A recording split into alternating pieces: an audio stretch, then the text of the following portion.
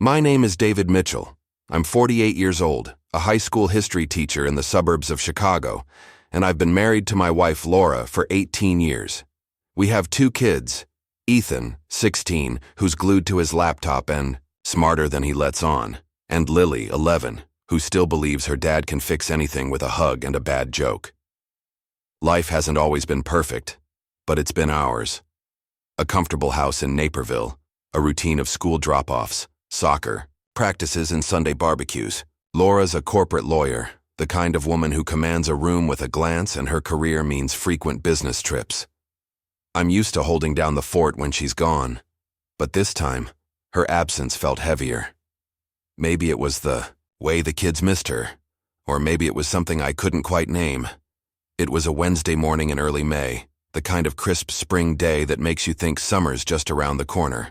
Laura had been in downtown Chicago for 3 days, attending a legal conference at the Palmer House Hilton. 4 more days to go, her longest trip in months. The kids were feeling it. Lily kept asking when Mommy was coming home, and Ethan, well, he didn't say much, but I caught him staring at his phone like he was waiting for something. I was feeling it too, gulping coffee at the kitchen table while trying to wrangle the morning chaos. "Ethan, put the phone down for 5 seconds and eat," I said, sliding a plate of scrambled eggs toward him. He grunted, barely looking up, from whatever app he was lost in. Teenager's Lily, on the other hand, was poking at her oatmeal, her spoon drawing lazy circles. "Dad, when's Mom coming back? She promised to help me with my art project." "Sunday, sweetheart," I said, forcing a smile. "She's got that big conference. You know how busy she gets." Lily sighed dramatically, her blonde pigtails bouncing. "It's forever." I glanced at Ethan, who was still scrolling, his dark hair falling into his eyes. "Hey, tech wizard, you alive over there?" He smirked, not looking up. "Barely." That's when the idea hit me, like a spark, in the middle of the mundane. I set my coffee mug down, the ceramic clinking against the table. "What if we go see Mom this weekend?" Lily's eyes lit up, her spoon freezing mid-swirl. "Really? Like, go to Chicago?" "Yeah," I said, the excitement building. "We could take the train down tomorrow, surprise her at the hotel. Imagine her face when she opens her door and sees us." Ethan finally looked up, one eyebrow raised. "You serious? Just show up? Why not?" I leaned forward, grinning. "Your mom's been gone all week. She'd love it. We could spend Friday night in the city, maybe do some sightseeing." Lily clapped her hands, nearly knocking over her orange juice. "Can we go to the art museum? Mom said they have a new exhibit." "Sure thing, kiddo." I glanced at Ethan, who was studying me like he was trying to solve a puzzle. "What do you think, Ethan? You in?" He shrugged, but there was a flicker of interest in his eyes. "Sounds kinda cool, as long as I don't have to miss soccer practice." "Deal," I said. "I'll call work, get Friday off. You two can skip school for a day. We'll make it a family adventure." Lily squealed, bouncing in her chair. "This is gonna be the best surprise ever." Ethan snorted, but he was smiling now, a rare sight. "You're such a dork, Lily." "Am not," she shot back, sticking out her tongue. I laughed, feeling lighter than I had all week. Laura and I hadn't done anything spontaneous like this in years. Life had gotten in the way. Her career, my teaching, the kids' schedules. The thought of her face lighting up when she saw us, maybe even tearing up, made it worth the effort. I could already picture her pulling Lily into a hug, ruffling Ethan's hair, maybe even kissing me in that way she used to when we were younger. By noon, I'd called in a favor at school to cover my classes, arranged for the kids to miss Friday, and booked 3 round-trip tickets on the Metro train from Naperville to Chicago's Union Station. It was only a 45-minute ride, but it felt like we were planning a grand expedition. I tried calling Laura to gauge her schedule, but her phone went straight to voicemail. Not unusual. She often turned it off during conference sessions. I sent a text instead. "Miss you. Kids are asking about you. Love you." No response, which was a little odd, but I figured she was swamped. Laura was a shark in the legal world, always networking, always closing deals. A big conference like this was her element. That evening, as I packed a small bag for the trip, I tried calling her again. Voicemail. The knot in my stomach tightened, but I brushed it off. She was probably at a networking dinner, schmoozing with clients. Chicago was buzzing with the conference, and Laura was nothing if not dedicated. I tucked Lily into bed, her favorite stuffed giraffe clutched to her chest. "Dad, is Mom gonna cry when she sees us?" she asked, her big blue eyes wide with anticipation. "Maybe, sweetheart," I said, kissing her forehead. "It's gonna be epic," she grinned, snuggling deeper into her blankets. "I can't wait." As I turned off her light, I felt that knot again, a faint whisper of unease. Laura hadn't texted back all day, not even a quick "love you" or "busy, talk later." It wasn't like her to go completely silent, especially with the kids. I pushed the thought away, chalking it up to conference chaos, and headed to my room to finish packing. The next morning, Thursday, we were up early, the house buzzing with excitement. Lily was practically vibrating, her backpack stuffed with her sketchbook and colored pencils. Ethan, predictably, was glued to his phone, but he'd packed without complaint, which was a minor miracle. I tried Laura one more time before we left for the train station. Voicemail again. I left a message, keeping my tone light. "Hey, babe. Just checking in. Call me when you get a sec." "Dad, come on, we're gonna miss the train," Lily called from the front door, bouncing on her toes. Coming," I said, grabbing our bags. The knot in my stomach was still there, but I ignored it. This was about surprising Laura, making the kids happy. Everything else could wait. The metro station in Naperville was bustling with commuters, the morning air crisp and tinged with the smell of diesel. Lily chattered nonstop about the art museum, the Bean in Millennium Park, and whether we could get deep dish pizza. Ethan had his earbuds in, but I caught him smiling at Lily's enthusiasm. The train ride was smooth, the suburbs giving way to the city skyline as we approached Union Station. I stared out the window, trying to shake the unease that had settled in my chest. Laura still hadn't responded. I sent another text. "Hope the conference is going well. Miss you." The delivered notification popped up, but nothing else. "Dad, why do you keep checking your phone?" Ethan asked, pulling out one earbud. His hazel eyes, so like Laura's, narrowed slightly. "Just making sure everything's set," I lied, forcing a smile. "You know, hotel stuff." He didn't look convinced but let it slide, popping his earbud back in. Ethan was too perceptive, for his own good, always picking up on things I wished he wouldn't. I turned my attention to Lily, who was sketching a cartoon version of the Chicago skyline in her notebook. "What you drawing, kiddo?" I asked, leaning over. "It's for Mom," she said, holding up a half-finished sketch of the Willis Tower with a stick figure Laura waving from the top. "She's gonna love it." "She will," I said, my throat tightening. I hoped she would. I hoped this whole trip would be the reset we needed, a reminder of what mattered. Union Station was a madhouse, all marble floors and echoing announcements. We grabbed our bags and caught a cab to the Palmer House Hilton, a grand old hotel in the heart of the Loop. The kids were wide-eyed at the ornate lobby, gold chandeliers, velvet chairs, the kind of place Laura always stayed on her company's dime. I told them to wait on a plush couch near the entrance while I checked in and figured out Laura's room number. "Dad, can we surprise her right away?" Lily asked, clutching her sketchbook. "That's the plan," I said, ruffling her hair. "Give me a few minutes to sort things out." At the front desk, a young woman with a polished smile greeted me. "Good afternoon, sir. How can I help you?" I cleared my throat, suddenly nervous. "I'd like to check in, and I need to get in touch with my wife, Laura Mitchell. She's staying here for the legal conference." The receptionist's fingers flew across her keyboard. "Let me check that for you."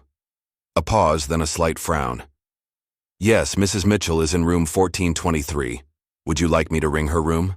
"Please," I said, relief washing over me. At least she was here. She dialed, waited, then shook her head. "I'm sorry, there's no answer. Would you like me to try again?" I nodded, that knot in my stomach tightening. She tried again. Same result. No answer. "Would you like to leave a message?" No, that's okay, I said, handing over my credit card. We'll just check in for now. She's expecting us. Sort of. It's a surprise. The receptionist smiled, but there was a flicker of hesitation in her eyes. I see. Well, let's get you set up. She processed our reservation, then handed me 2 key cards. You're in room 1410, same floor, just down the hall from Mrs. Mitchell. Great, I said, trying to sound enthusiastic. Anything else I should know? She hesitated again, then said, It looks like Mrs. Mitchell checked in with a +1. The words hit like a punch. A +1? What do you mean? Her expression shifted to discomfort. The reservation shows 2 guests in her room. I assumed, oh, I'm sorry, I shouldn't have said anything. I forced a laugh, but it sounded hollow. No, it's fine. Probably a colleague sharing the room to save costs. But I knew better. Laura's firm always paid for private rooms, part of their we take care of our people ethos. My mind raced. A female colleague? A work friend? Or... I couldn't finish the thought. I grabbed the key cards and walked back to the kids, my heart pounding. Lily was bouncing on the couch, her sketchbook open. Ethan was slouched beside her, scrolling again. Did you find Mom? Lily asked, her face bright with hope. Not yet, sweetheart, I said, my voice steadier than I felt. Let's get to our room and freshen up first. Ethan glanced up, his eyes narrowing. Everything okay? Yeah, I lied. Just logistics. The elevator ride was quiet, except for Lily humming a tune from her favorite cartoon. Ethan shot me a look like he knew I was hiding something, but he didn't push. Our room was standard high-end, crisp white linens, a view of the Loop's skyscrapers, a minibar I had no intention of touching. I set our bags down and took a deep breath. Can we go see Mom now? Lily pleaded, tugging at my sleeve. In a minute, I said. Why don't you 2 wash up? It's been a long trip. While they were occupied, I slipped into the hallway and walked to room 1423. My heart hammered as I raised my hand to knock. No answer. I knocked again, harder. Nothing, but I heard faint movement inside. Music, maybe, and a low laugh that sent a chill down my spine. I pulled out my phone and typed, I'm outside your room. Open the door. The sound stopped abruptly. A muffled voice, male, said something I couldn't make out. My blood ran cold. I closed my eyes, suddenly certain of what I'd find on the other side of that door. The door to room 1423 opened slowly, revealing Laura in a white hotel bathrobe, her dark hair tousled, her cheeks flushed. Her eyes widened when she saw me, a flicker of panic crossing her face before she schooled it into something resembling calm. She stepped into the hallway, pulling the door nearly closed behind her, as if she could hide whatever, whoever, was inside. David, what are you doing? Here? She hissed, her voice low but sharp. I stared at her, my heart pounding so hard I thought it might burst. Surprise, I said flatly, the word tasting like ash. Her expression cycled through shock, fear, and then, infuriatingly, a hint of annoyance. The kids are here? She asked, glancing down the hall as if expecting Ethan and Lily to pop. Out. In our room down the hall, I said, my voice sounding distant like it belonged to someone else. They've been excited all day to see you. She ran a hand through her hair, her fingers trembling slightly. You should have called first, Dave. You should have called. I did, I said, crossing my arms. Multiple times. No answer, no texts, nothing. So, who's in your room, Laura? She flinched, her eyes darting back to the door. It's not what you think. Really? I stepped closer, keeping my voice low but hard. Because I think you've got another man in there.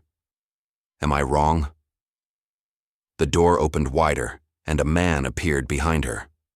Tall, fit, probably in his early 40s, he was buttoning a light blue dress shirt, his hair slightly mussed. He looked confused, his gaze shifting between Laura and me. Laura, everything okay out here? My vision tunneled, focusing on this stranger who called my wife by her first name. Who the hell are you? I demanded, my voice dangerously quiet. Laura started, "David, please." "No," I cut her off, my eyes locked on the man. "I want to hear from him. Who are you and why are you in my wife's hotel room?" The man blinked, clearly caught off guard. "I'm Mark, from the New York office," he said, extending a hand out of habit before thinking better of it, and pulling back. "I didn't know Laura was married." The words hit like a sledgehammer. I turned to Laura, whose face had gone pale, her eyes fixed on the floor. "You told him you were single?" She closed her eyes briefly, her voice barely a whisper. "Can we not do this in the hallway?" Mark raised his hand, stepping back. "Look, man, I had no idea. She never mentioned a husband or kids. I'm out of here." He grabbed a jacket from inside the room and hurried past us, his footsteps echoing down the hall. Laura and I stood in silence, the air between us thick with 18 years of history now fractured. 18 years, Laura," I said finally, my voice shaking. 18 years and you're picking up guys on business trips? "It's not like that," she snapped, her shame morphing into defensiveness. "You don't understand." "Then explain it," I challenged, stepping closer. "Explain why our kids took a train across town to surprise their mother, only to find her with another man." She looked away, her jaw tight. "You should have called first." The audacity of those words broke something in me. "Are you serious? Right now? This isn't my fault because I didn't warn you before catching you cheating." "Lower your voice," she hissed, glancing down the hallway. The kids are waiting," I said, stepping back. "Lily's been bouncing off the walls all day about seeing you. What do you want to tell her?" Guilt finally flickered across her face, her eyes glistening. "Give me 5 minutes to get dressed. I'll come to your room." I turned to walk away, then paused. "How long has this been going on, Laura?" She couldn't meet my eyes. This was a one-time thing, a mistake. Mark's words echoed in my head. I didn't know Laura was married. "A mistake," I repeated, my voice. It wasn't a mistake, it was a choice. I walked back to room 1410, each step heavier than the last. My mind raced, replaying every moment of the last few months. Laura's late nights, her distracted texts, her longer-than-usual business trips. Had I missed the signs? Had Ethan and Lily noticed something I hadn't? The thought of facing them, now knowing what I knew, made my chest ache. The keycard beeped, and I pushed the door open. Lily jumped up from the bed where she'd been flipping through the hotel's TV channels. "Dad, did you find Mom?" Ethan looked up from his phone, his eyes narrowing as he studied my face. "What's wrong?" "Mom's coming in a few minutes," I managed, forcing my voice to stay steady. "She was surprised to see us." Lily clapped her hands. "Is she happy? Did she cry?" "She was definitely surprised," I said, avoiding Ethan's searching gaze. "Hey, why don't we order some room service? You guys must be hungry." "Already ahead of you," Ethan said, still watching me carefully. "We ordered pizza and wings." Lily insisted on dessert. "Chocolate lava cake," Lily added, bouncing on the bed. I nodded, trying to smile. "Perfect." A knock at the door made Lily leap up. "Mom's here." Before I could stop her, she flung the door open and launched herself at Laura, who stood in the hallway looking impossibly composed. Her hair was brushed, her makeup flawless, her navy blazer and skirt as professional as ever. If I hadn't seen her 10 minutes ago in a bathrobe with a half-dressed man, I'd never have guessed anything was wrong. "Mommy," Lily squealed, wrapping her arms around Laura's waist. "Oh, sweetheart," Laura said, hugging her back, her voice warm but strained. "What a surprise to see you all." Her eyes met mine over Lily's head, a silent plea in them. "Play along." Ethan hadn't moved from his spot on the bed. "Hey, Mom," he said, his tone flat. Laura crossed the room and kissed the top of his head. "Hey, buddy, you've grown since I left, I swear." "It's been 3 days, Mom," he replied dryly, his eyes flicking to me. An awkward silence fell, broken by Lily's enthusiastic recounting of our train ride, her sketchbook, and her plans to visit the Art Institute. Laura listened, nodding occasionally, but her glances at me were fleeting, guarded. I couldn't bring myself to meet her eyes, my mind still replaying the scene in her room. Dad said we could all have dinner together, Lily finished, beaming. Laura's smile faltered. That sounds wonderful, honey, but I actually have a work dinner tonight. Important clients. I barked out a laugh, quickly disguising it as a cough. Lily's face fell. But we came all this way to see you. I know, sweetie, and I'm so happy you did, Laura said, crouching to Lily's level. I'll be all yours tomorrow, I promise. We can see the sights. Do whatever you want. She turned to me. David, can I talk to you in the hallway? For a minute? Ethan rolled his eyes. Real subtle, Mom. I followed her outside, leaving the door slightly ajar in case Lily needed me. The hallway felt too bright, too sterile, amplifying the tension between us. Work dinner? I said, my voice low. Is that what you're calling it now? Laura's composure cracked, her eyes flashing. David, please, I need time to figure this out. Figure what out? I snapped, keeping my voice down. How to lie to your family, because you seem to have that down pat. She flinched, as if I'd struck her. That's not fair. Not fair? I stepped closer, my anger barely contained. Lily spent hours picking out the perfect sketchbook to show you. Ethan actually put his phone down to help me plan this trip. Do you have any idea how excited they were to see you? Her eyes welled with tears. I made a terrible mistake, David. I know that. But please don't tell the kids, not yet. So I'm supposed to pretend everything's fine? I laughed bitterly. Put on a show while you go back to your client dinner? It really is a client dinner, she insisted. Mark won't be there.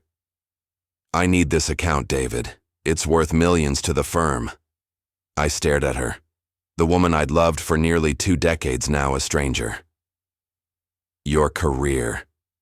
That's what you're worried about right now? No, of course not. She rubbed her temples, her voice breaking. I'm trying to salvage whatever I can from this disaster. Please, David, one night. Let me get through this dinner, and tomorrow we can figure everything out. There's nothing to figure out, I said flatly. You cheated on me, you lied to our kids. You've been living a double life and I don't even know for how long. She reached for my hand, but I pulled away. It wasn't a double life. It was one mistake, Mark's words echoed again. I didn't know Laura was married. Save it, I said, turning back to the room. Go to your dinner, I'll take care of the kids. What will you tell them? She asked, her voice anxious. I haven't decided yet, I said, my hand on the door handle. But unlike you, I don't lie to my children. Back inside, Lily was bouncing on the bed, her excitement undimmed. Is Mom coming to dinner with us? I swallowed hard, the lie bitter on my tongue. Not tonight, sweetheart. Mom has an important work thing she can't miss. Lily's face fell, her disappointment like a knife to my chest. But we came all this way to surprise her. I know, honey, I said, sitting beside her and pulling her close. And she was definitely surprised. She just has to finish some work first. But guess what? She's all ours tomorrow. Ethan was watching me, his expression unreadable. Uh-huh, he said, looking back at his phone. Whatever. Lily, ever the optimist, bounced back quickly. Can we go see the Bean tonight instead? My friend Mia said it's all shiny and cool at night. The thought of playing tourist while my marriage imploded felt impossible, but Lily's hopeful face broke my resolve. Sure, why not? Let's finish dinner and check it out. Sweet. She grabbed a slice of pizza from the room service tray. This is still the best surprise ever, Dad. Ethan caught my eye over his phone and raised an eyebrow, silently, calling me out. I gave him a slight shake of my head, a promise to explain later. He nodded, almost imperceptibly, and went back to his screen. At 16, he was already more man than boy, and in that moment, I was grateful for his perceptiveness. That night, we walked to Millennium Park, the city alive with springtime energy. Lily skipped ahead, pointing at the Cloudgate sculpture, Chicago's famous bean, its mirrored surface reflecting the twinkling skyline. Ethan fell into step beside me, his hands in his pockets. Mom's cheating, isn't she? He asked quietly, his voice cutting through the hum of the city. I nearly stumbled, caught off guard by his directness. Ethan, just tell me the truth, Dad. I'm not a kid anymore. I looked at my son, his face serious, his hazel eyes searching mine. Lily was up ahead, snapping photos of the bean with her phone, oblivious to the weight of our conversation. "What makes you think that?" I asked, buying time. He shrugged, kicking at a pebble. "The way you're acting, the way she looked at you. Plus, when you went to find her, you came back looking broken. Smart kid. Too smart." "I don't want to lie to you," I said quietly. "This is complicated adult stuff." "I'm not a child, Dad," he said firmly.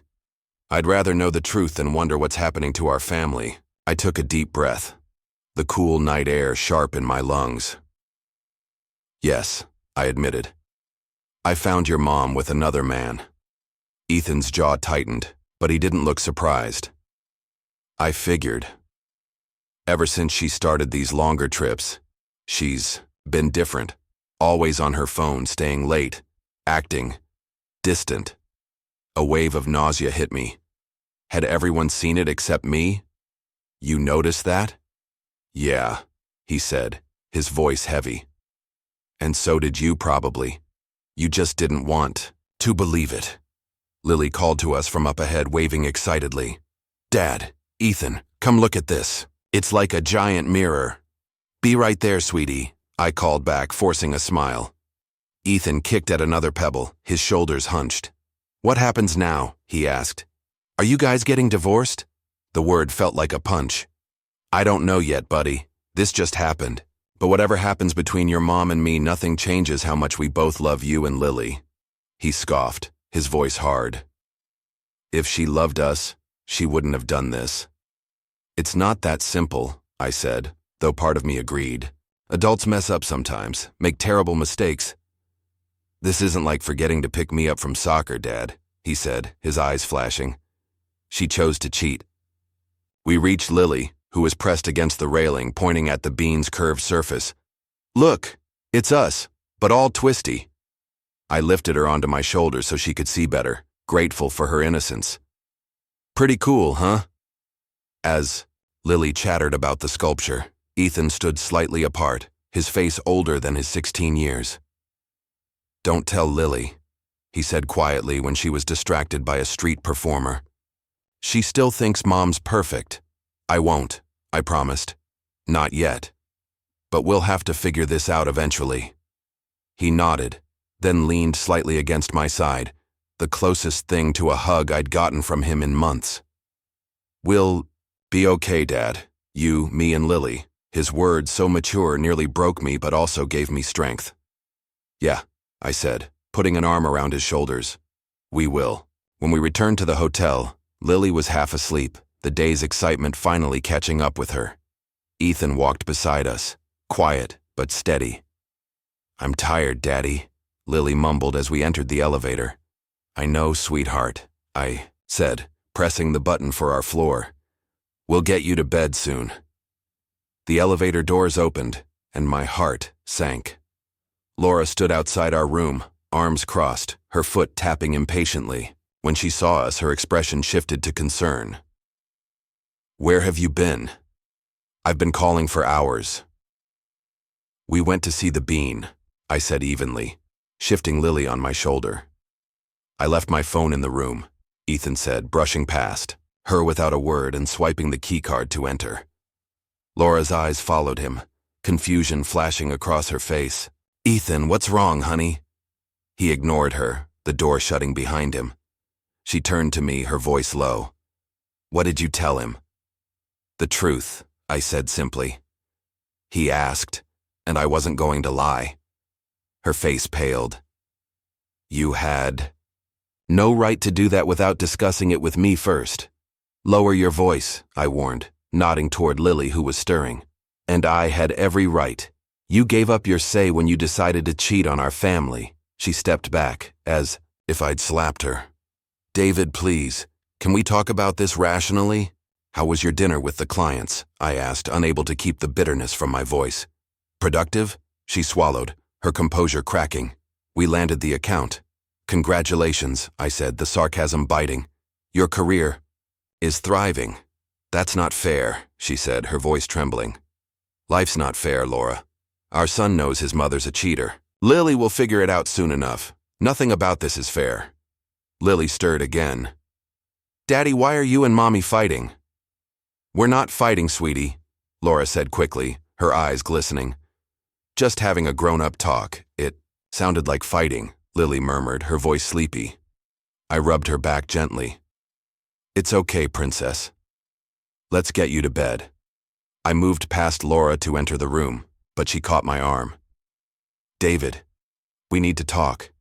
Privately. Not tonight, I said firmly. I need to put our daughter to bed. Inside, Ethan was sitting on his bed, headphones on, staring at the wall. He didn't acknowledge Laura when she followed me in. I helped Lily change into her pajamas and tucked her into bed, her eyelids drooping. Good night, baby girl. Sweet dreams. Night, Daddy. Night, Mommy, she mumbled, already half asleep. Laura stood awkwardly at the foot of Lily's bed, clearly unsure of her place. Good night, sweetheart, she whispered, leaning down to kiss Lily's forehead. Once, Lily was asleep, Laura gestured toward the door. Can we talk in my room, please? I glanced at Ethan, who had his back to us, shoulders rigid. Will you be okay? I asked him quietly. He pulled one headphone off. I'm fine. Go talk. Sort this mess out. His voice was flat, emotionless. Laura flinched but said nothing. In the hallway, I followed her to room 1423, the same room where hours earlier I'd found her with Mark. The irony wasn't lost on me. She swiped her keycard and we entered. The room had been cleaned, all evidence of her betrayal erased, but I could still feel it, lingering like a bad smell. Ethan hates me, she said, breaking the silence. He's hurt, I corrected, remaining standing near the door. We all are. The walk back to room 1410 from Laura's hotel room felt like trudging through quicksand. Each step carried the weight of what I'd just seen, what I'd just learned. My wife of 18 years, the mother of my children, had shattered our family in a single moment. The sterile hallway of the Palmer House Hilton, with its soft lighting and muted carpet, seemed to mock the chaos in my head.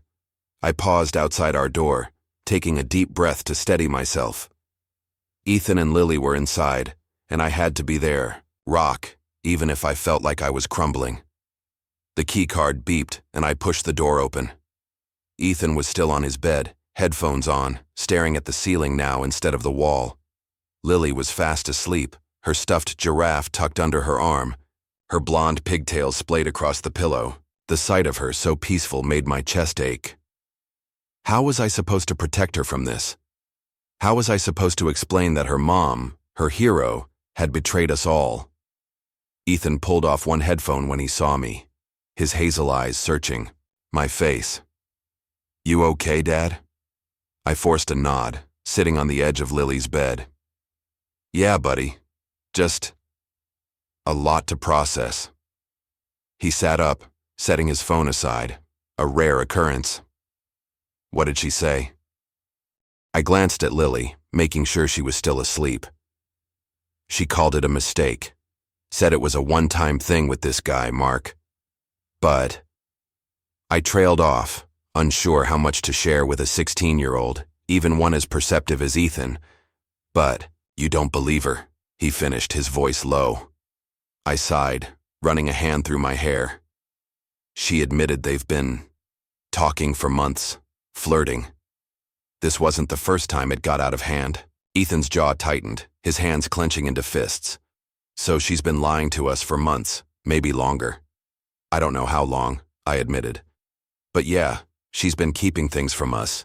He looked away, his expression a mix of anger and hurt. I knew something was off. The way she's been acting, always on her phone, taking these longer trips. I thought maybe it was just work, but you shouldn't have to notice these things, I said, my voice thick. You're a kid, Ethan. This isn't your burden. I'm not a kid, Dad, he said firmly, echoing his words from earlier at Millennium Park. And I'd rather know the truth than be in the dark. I nodded, grateful for his strength but heartbroken that he needed it. We're leaving tomorrow, I said.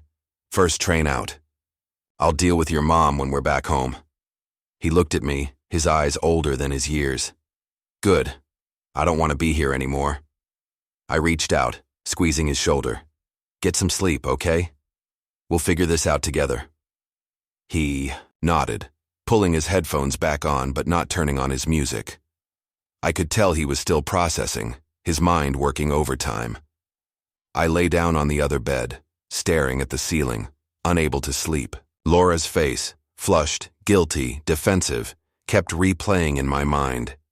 So did Mark's casual confusion, his claim that he didn't know she was married.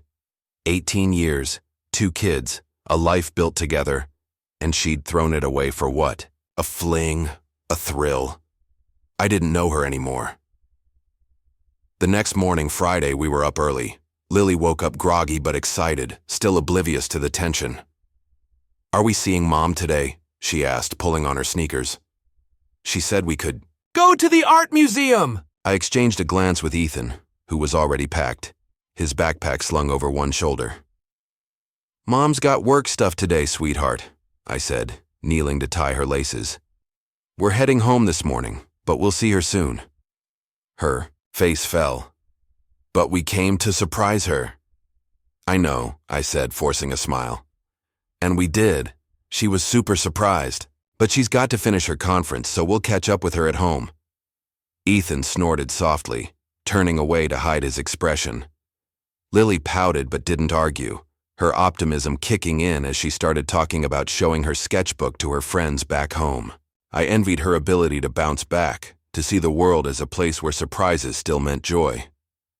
We checked out of the hotel and took a cab to Union Station, the morning rush hour in full swing. I tried calling Laura to let her know we were leaving, but her phone went to voicemail again. I didn't bother leaving a message this time.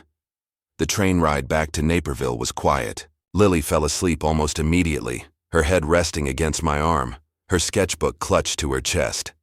Ethan stared out the window, earbuds in, his silence louder than any words. I watched the city give way to suburbs, the skyline shrinking, in the distance. My mind churned with questions I didn't have answers to. What would I tell Lily? How would I face Laura when she came home? Would she even come home? The thought of divorce, a word Ethan had thrown out so bluntly, loomed like a storm cloud. I wasn't ready to think about it, not yet, but it was there, undeniable. When we pulled into Naperville Station, Laura was waiting on the platform, her navy coat buttoned up against the spring breeze. Her eyes were red-rimmed, her face pale, but she forced a smile when she saw Lily. "Mommy!" Lily shouted, running to hug her. Laura knelt, wrapping her arms around Lily, her eyes meeting mine over our daughter's shoulder. "Hey, sweetheart," she said, her voice thick. "I missed you." Ethan hung back, his hands in his pockets, his expression closed off. "Hey, Mom," he said, his tone as flat as it had been in the hotel. Laura stood, brushing Lily's hair back. "Ethan, honey, you okay?" "Fine," he said, giving her a stiff one-armed hug before walking toward the parking lot where our minivan was parked. Lily tugged at Laura's hand. "Why can't you come home with us now?" Laura's smile wavered. "I've got to wrap up a few things here, sweetie, but I'll be home in a couple of days, okay?" Lily frowned, confused. "But we came all this way to see you." "I know," Laura said, crouching again. "And it was the best surprise ever. I promise we'll spend lots of time together when I'm back." I clenched my jaw, the lie stinging. "Let's go, kids," I said, picking up Lily's backpack. "We've got to drive home." Laura followed us to the car, her steps hesitant. "David, can we talk for a second?" I opened the van's back door, helping Lily climb in. "Not now," I said, keeping my voice low. "The kids need to get home." She nodded, her eyes glistening. "I'll call you tonight." I didn't respond, just closed the door and got into the driver's seat. Ethan was already in the front passenger seat, staring straight ahead. Laura stood on the sidewalk, watching as we pulled away, her figure shrinking in the rearview mirror. The drive home was quiet. the only sound Lily's soft humming from the back seat as she flipped through her sketchbook. Ethan didn't speak, but I could feel his anger, his hurt, radiating like heat. When we got to the house, our two-story colonial in Naperville, it felt different. Empty, despite being filled with our things. The photos on the mantle, the kids' artwork on the fridge, the worn couch where Laura and I used to watch movies. After the kids were asleep, it all felt like it belonged to another life. "Dad, can I go to Mia's house?" Lily asked, dropping her backpack by the door. "She wants to see my sketches." "Sure, sweetheart," I said, grateful for the distraction. "I'll call her mom to set it up." Once Lily was off with her friend, I found Ethan in his room, sprawled on his bed, his laptop open but untouched. "You want to talk?"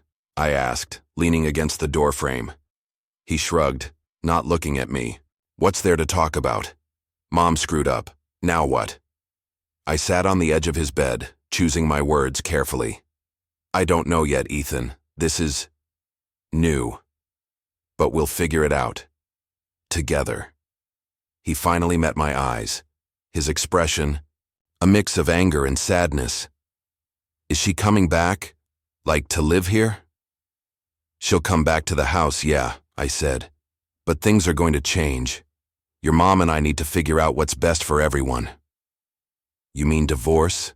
he said bluntly, the word hitting like a punch again. "Maybe," I admitted, running a hand through my hair. "I don't know yet. But whatever happens, nothing changes how much we both love you and Lily." He scoffed, looking away. "If she loved us, she wouldn't have done this."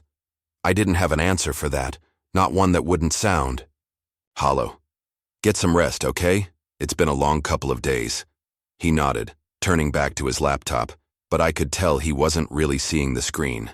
I left him to his thoughts, heading downstairs to the kitchen.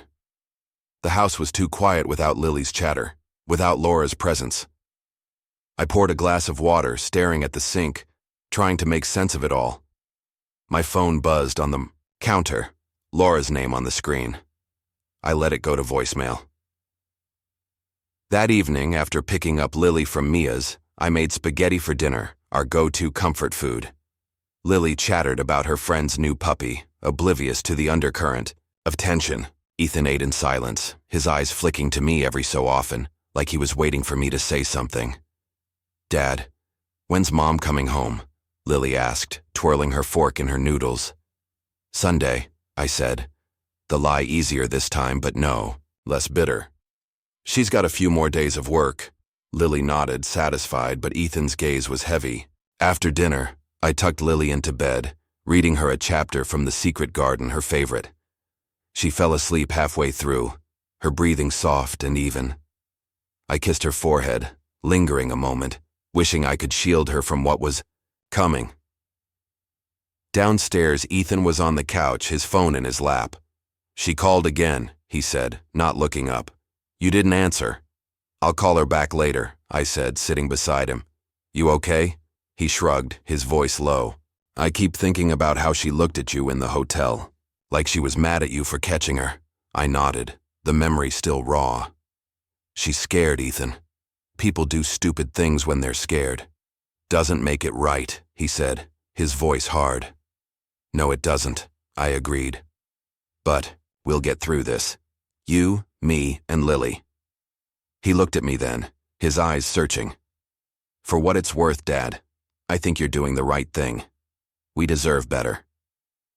His words, so wise for his age, were both heartbreaking and strengthening. "Thanks, buddy," I said, my throat tight. "We'll be okay." He nodded, then surprised me by leaning against my shoulder just for a moment. It was the closest we'd been in a long time, and it gave me a flicker of hope amidst the wreckage. Laura called again that night, and I finally answered, stepping onto the back porch to keep the conversation private. "David," she said, her voice shaky. "I'm so sorry. I don't know what to say." "Then don't," I said, my voice colder than I intended. "You made your choice, Laura. Now we're all living with it." "I didn't mean for this to happen," she said, tears evident in her voice. "It was a mistake, a stupid, horrible mistake." "Mark didn't think it was a one-time thing," I said, my anger flaring. He said he didn't know you were married. How does that happen if it was just a mistake? She was silent for a moment, then admitted, "We've been talking for a few months, flirting mostly. It started at a conference in New York. I didn't mean for it to go this far." "So this wasn't your first time stepping out," I said, the confirmation like a knife. "How many times, Laura? How many men?" "Just Mark," she said quickly. 3 times. "I swear, David, it's not what you think. I wasn't living a double life. I got caught up, I repeated, my voice hollow. 18 years, 2 kids, and you got caught up with some guy from the New York office." "I know I messed up," she said, her voice breaking. "But we can work through this. Couples therapy, a fresh start, whatever it takes." "I don't know if I can trust you again," I said, the words cutting deeper than I expected. "And without trust, what do we have?" Her voice was barely a whisper. 18 years of love, a family, a history. "A history you didn't value enough to protect," I said, my hand tightening on the phone. "I'm taking the kids home. We'll talk when you're back." "What are you going to tell Lily?" she asked, her voice anxious. "I don't know yet," I said. "But I won't lie to her." I hung up, the night air cool against my skin. The stars above our backyard were bright, a stark contrast to the darkness inside me. I went back inside, locking the door behind me, and checked on the kids one last time. Ethan was asleep, his laptop still open. Lily was curled up with her giraffe, dreaming of a world where her family was still whole. I envied her that dream.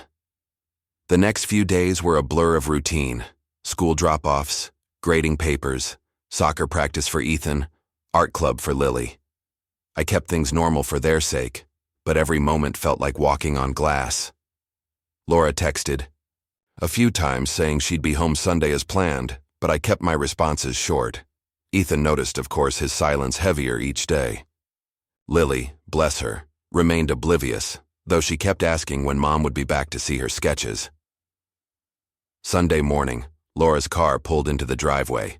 The kids were at the kitchen table, Lily coloring, Ethan scrolling through his phone. I braced myself as the front door opened, Laura's footsteps hesitant. "Hey everyone," she said, her voice bright but strained. Lily jumped up, running to hug her. "Mom, you're back! Look at my sketches!" Laura hugged her tightly, her eyes meeting mine. "They're amazing, sweetie. Show me every single one." Ethan didn't move, his eyes fixed on his phone. "Hey, Mom," he said, his tone flat. Laura's smile faltered. "Hey, Ethan, missed you." He didn't respond, his fingers tapping the screen. I could see the hurt in Laura's eyes, but I couldn't muster any sympathy. Not yet. The day passed in a tense dance of normalcy. Laura played with Lily, looked at her sketches, even helped her start a new one. Ethan stayed in his room most of the time, coming down only for meals. That night, after Lily was in bed, Laura and I sat in the living room, the space between us vast despite the small couch. "We need to talk about what's next," I said, my voice low. She nodded, her hands clasped tightly in her lap. "I want to fix this, David. I know I messed up, but I love you. I love the kids." "You have a funny way of showing it," I said, my anger simmering. "You lied to us. You lied to Mark. You put your career, your ego, above our family." "No," she said, tears spilling over. "I was stupid. I felt invisible. You're always so focused on the kids, on work. When was the last time you saw me as more than just a mom or a lawyer?" "Don't you dare blame this on me," I snapped. "If you felt neglected, you could have talked to me. We could have worked on it. Instead, you chose to cheat."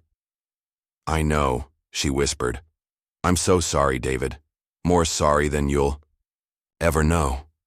"Sorry you did it, or sorry you got caught?" I asked, echoing my earlier words. She flinched, looking away. "Both. But mostly that I hurt you. Hurt the kids." I leaned back, exhaustion settling in. "Ethan knows. Lily will. Figure it out eventually. You've changed everything, Laura. I don't know if we can come back from this." She reached for my hand, but I pulled away. "Please, David. Give me a chance to make this right. I need time, I said, standing. And so do the kids. We'll figure out what's next, but right now, I can't even look at you without seeing him. I walked upstairs, leaving her on the couch, her quiet sobs following me. In our bedroom, our bed where we'd shared so many nights, I lay awake, staring at the ceiling. The future was a blank slate, terrifying and uncertain. But Ethan's words echoed in my mind. We deserve better. He was right. We did. The weeks following Laura's return from Chicago were like living in a house made of glass. One wrong move, and everything would shatter. Our Naperville home, once a haven of family dinners and movie nights, felt like a stage where we all played parts in a play none of us wanted to be in. Laura was back, sleeping in our bed, cooking breakfast, helping Lily with her homework, but the air between us was thick with unspoken words. Ethan barely spoke to her, his responses clipped and cold. Lily, still blissfully unaware of the full truth, sensed the tension but filled the silence with her chatter about school and art. I moved through the days on autopilot, teaching my history classes, driving the kids to their activities, and avoiding Laura's attempts to talk. I couldn't look at her without seeing Mark, without hearing his casual, I didn't know Laura was married. 18 years of marriage, 2 kids, a life built brick by brick, and she'd torn it down for a fling. Or was it more than that? Her admission of months of flirting, of 3 encounters with Mark, gnawed at me. How long had she been pulling away? How had I missed it? 3 weeks after the Chicago trip, on a quiet Tuesday evening, Laura and I sat across from each other at the kitchen table. The kids were upstairs, Ethan in his room, probably coding or gaming, Lily working on a new sketch for her art club.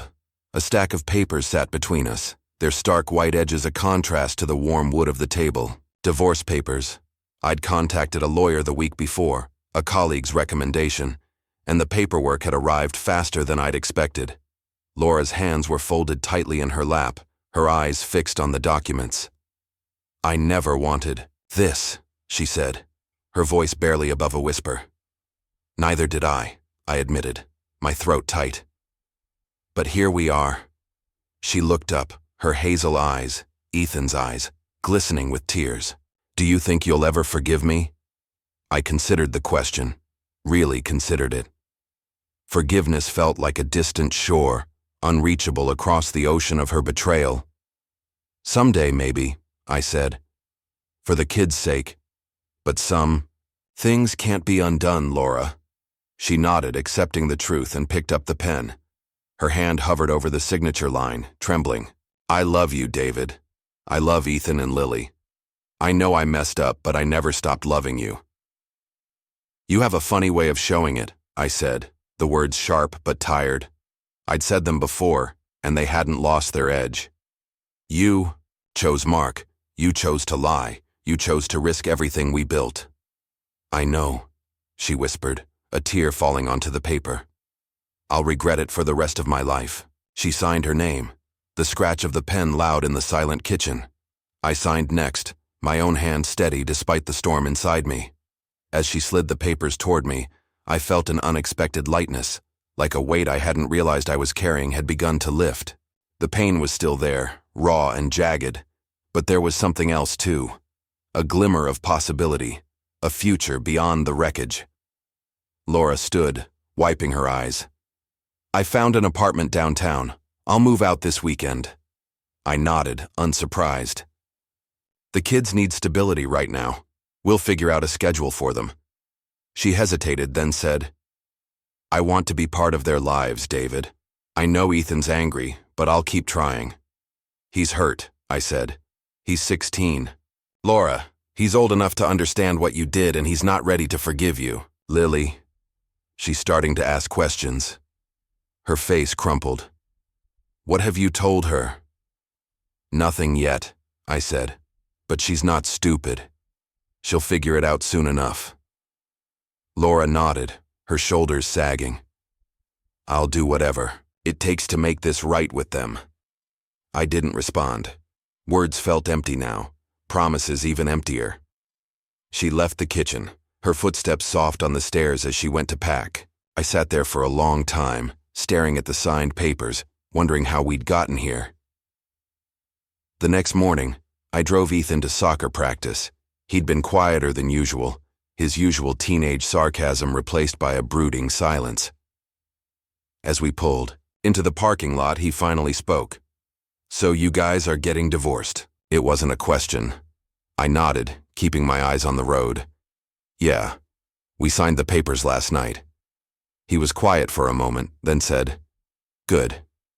She doesn't deserve to stay." "Ethan," I said, my voice gentle but firm. "She's still your mom. She made a terrible mistake, but she loves you." He scoffed, unbuckling his seatbelt. "If she loved us, she wouldn't have cheated. You don't do that to people you love." I didn't argue. Part of me agreed with him, but I couldn't let him carry that anger forever. "We're all hurting, buddy, but we'll get through this. You, me, and Lily." He looked at me, his expression softening slightly. "I know, Dad, I hate that she did this to us." "Me too," I said, squeezing his shoulder. "Go kick some butt at practice. I'll be here when you're done."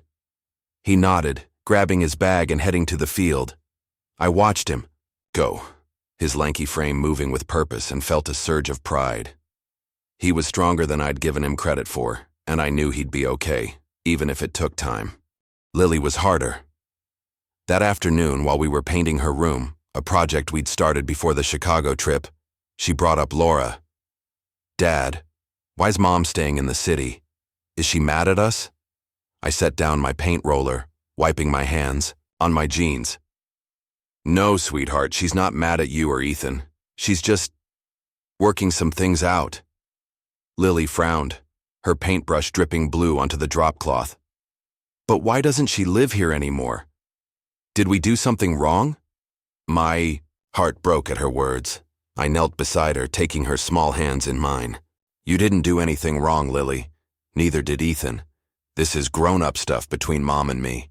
Sometimes adults need to make hard choices, but it doesn't change how much we love you." Her blue eyes searched mine, too perceptive for an 11-year-old. "Are you and Mom getting a divorce?" I hesitated, then nodded. "Yeah, we are. But that doesn't mean we stop being a family. It just means things will look different." She looked down at her paintbrush, her voice small. "Will I still see Mom?" "Of course," I said, pulling her into a hug. "She'll always be your mom, and she'll always want to see you. We're figuring out how to make it work." She nodded against my shoulder, her arms tight around me. "I don't want you to be sad, Dad." "I'm okay, sweetheart," I lied, kissing the top of her head. "We're all going to be okay." That weekend, Laura moved out. Ethan helped load her boxes into her car, not because he wanted to, but because I asked him to. He didn't speak to her, his movements mechanical. Lily clung to Laura's side, tears streaming down her face as she begged her to stay. "I'll be back to see you all the time," Laura promised, her voice breaking. "I'm just a train ride away." When her car pulled out of the driveway, Lily sobbed into my chest, and Ethan stood by the window, his back to us. I held Lily close, whispering reassurances, but my eyes were on Ethan, his silence louder than any words. The next few months were a slow unraveling and rebuilding.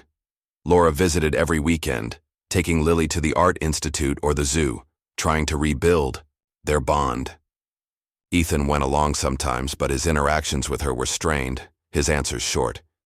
I could see the pain in Laura's eyes, but I couldn't fix it for her. She'd made her choices, and now we all had to live with them. At home, I focused on keeping things stable for the kids. I cooked dinners, helped with homework, drove to soccer games and art shows. Ethan started opening up more, sharing bits of his day, even laughing at my terrible dad jokes again. Lily threw herself into her art, her sketches becoming more intricate, a way to process what she couldn't yet articulate. One evening, about 3 months after Laura moved out, Ethan came into the kitchen while I was making tacos. "Dad, can I ask you something?" "Always," I said, setting down the spatula. "Do you think you'll ever forgive Mom?" he asked, his voice quiet but steady. I leaned against the counter, considering. It was the same question Laura had asked, and my answer hadn't changed. Watch. I'm trying, Ethan. Not for her, but for you and Lily. I don't want you to carry this anger forever. He nodded, his expression thoughtful. I don't hate her. Not anymore. I don't trust her. That's okay, I said. Trust takes time to rebuild. She's trying, though. You've seen that. Yeah, he admitted. But it's not the same. No, I agreed. It's not. But we're building something new, you know? You, me, and Lily. We're a team. He smiled. A real smile. The first I'd seen in months. Team Mitchell? Team Mitchell, I said, ruffling his hair. He ducked away, laughing, and for a moment, it felt like we were us again. Lily's journey was slower. She started asking more questions, piecing things together in her 11-year-old way. One night, as I tucked her into bed, she looked up at me, her giraffe clutched to her chest. Dad, did Mom leave because of another man? I froze, caught off guard. Ethan must have said something, or maybe she'd overheard us. I sat on the edge of her bed, choosing my words carefully. Your mom made a mistake, sweetheart. A big one. That's part of why she's not living here anymore. But it's not, because she doesn't love you or Ethan. Lily's eyes filled with tears. Why would she do that? I don't know, I admitted, my heart aching. Sometimes people make choices that hurt others, even when they don't mean to. But she's still your mom and she loves you so much. Lily nodded, wiping her eyes. I miss how things used to be. Me too, I said, pulling her into a hug. But we're going to make new memories, okay? You, me, and Ethan. And Mom. We'll be part of them, just in a different way. She hugged me back, her small body trembling. Okay, Dad. As the divorce finalized, Laura and I settled into a co-parenting routine. She had the kids every other weekend, and I made sure their lives stayed as normal as possible. The house felt emptier without her, but it also felt like ours, a space, where Ethan, Lily, and I could heal. I started running again, something I hadn't done since college, the rhythm of my feet on the pavement a way to clear my head. Ethan joined the school's robotics club, throwing himself into coding projects. Lily's art won a local contest, her vibrant painting of a Chicago sunset displayed at the community center. One crisp fall evening, 6 months after Chicago, I sat on the back porch with a cup of coffee, watching the leaves fall. Ethan and Lily were inside, arguing good-naturedly over a board game. The pain of Laura's betrayal hadn't vanished. It probably never would. But it had dulled, like a bruise that no longer throbbed with every touch. I thought about her question. Do you think you'll ever forgive me? I wasn't there yet, but I could see a day when I might, not for her, but for me, for the kids, for the family we'd always be, even if it looked different now. Ethan stepped onto the porch, his hands in his pockets. You okay, Dad? I smiled, genuine this time. Yeah, buddy, I'm okay. You? He nodded, sitting beside me. Lily's cheating at Monopoly. She thinks I don't notice. I laughed, the sound surprising me. She's always been sneaky. Takes after you, he grinned, nudging my shoulder. Team Mitchell, right? Team Mitchell, I said, clinking my coffee mug against his soda can. Inside, Lily's laughter echoed, bright and unburdened. For the first time since that fateful day in Chicago, I could see a future beyond the betrayal. A new beginning for me, Ethan, and Lily. We were different, yes, but we were okay. And that was enough.